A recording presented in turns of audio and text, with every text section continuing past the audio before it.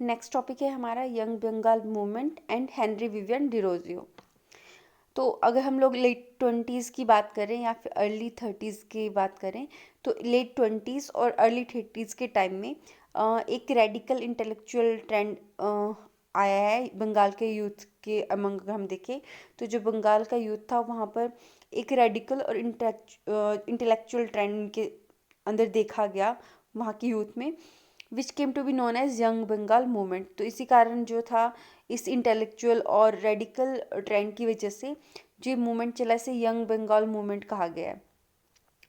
अब ये जो यंग बंगाल मूवमेंट था इसको चलाने का श्रेय किसे जाता है, शुरू करने का एक यंग एंग्लो इंडियन थे जिनका नाम था हेनरी विवियन डिरोजियो। ठीक है, वो हिंदू कॉलेज में पढ़ाते थे। 1826 से 31 तक उन्होंने हिंदू कॉलेज में पढ़ा है। और वो एक ऐसे लीडर थे जो जिनके मतलब बहुत ज़्यादा प्रोग्रेसिव थॉट्स थे। ठीक है, और drawing inspiration from the great French revolution, और उनको जो इंस्पिरेशन थी उनकी वो फ्रेंच रेवोल्यूशन की से मिलती थी। वो फ्रेंच रेवोल्यूशन के जो आइडियाज़ थे लिबर्टी वगैरह के, फ्रेटर्निटी के, वहाँ से वो इंस्पायर्ड थे बहुत ज़्यादा।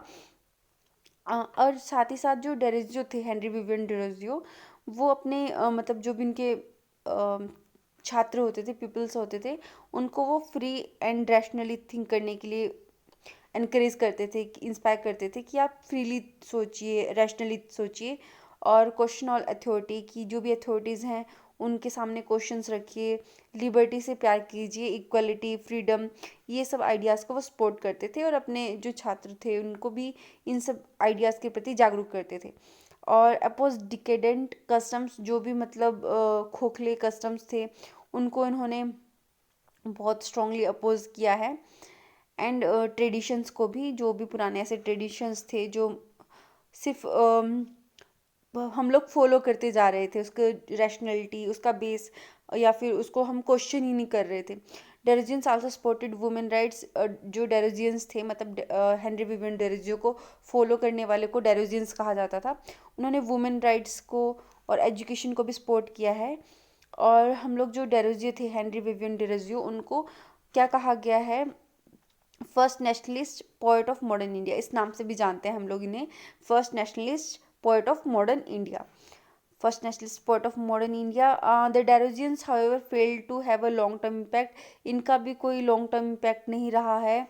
और डेरोजियन वाज रिमूव फ्रॉम, जो हेनरी विवियन डेरोजियो थे उनको हिंदू कॉलेज से निकाल दिया गया 1831 में, बिकॉज ऑफ हिज रेडिकलिज्म, क्योंकि उनके जो आइडियाज़ थे वो बहुत ज़्यादा रेडिकल थे।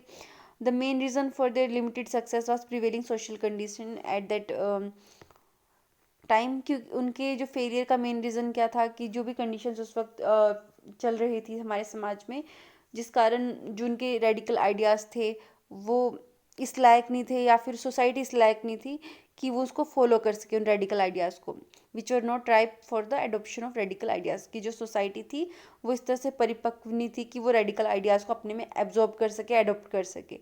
Further there was no support from any other social group, साथ ही उनको कोई भी सपोर्ट किसी और सोशल ग्रुप से नहीं मिला, ना ही किसी सोशल क्लास से मिला है। The Derozians lacked any real link with masses, और डेरोजियंस का कोई डायरेक्ट लिंक भी नहीं रहा है मासेस मतलब लोगों के साथ। For instance they fail to take up the peasant cause, ना ही वो किसी पीजेंट के कोज से जुड़ पाए। ठीक है, in fact their radicalism was bookish in character, और यहाँ तक कि ऐसा भी कहा जा सकता है कि इनका जो रेडिकलिज्म था वो बुकिश इन कैरेक्टर था। बट डिस्पाइट देयर लिमिटेशन, इन सब लिमिटेशन के बावजूद हम लोग बोल सकते हैं कि जो डेरोजियंस थे उन्होंने राजा राम मोहन राय जी के जो आइडियाज़ हैं उनको, tradition of public education on social economic and political question, उसको इन्होंने आगे बढ़ाया है।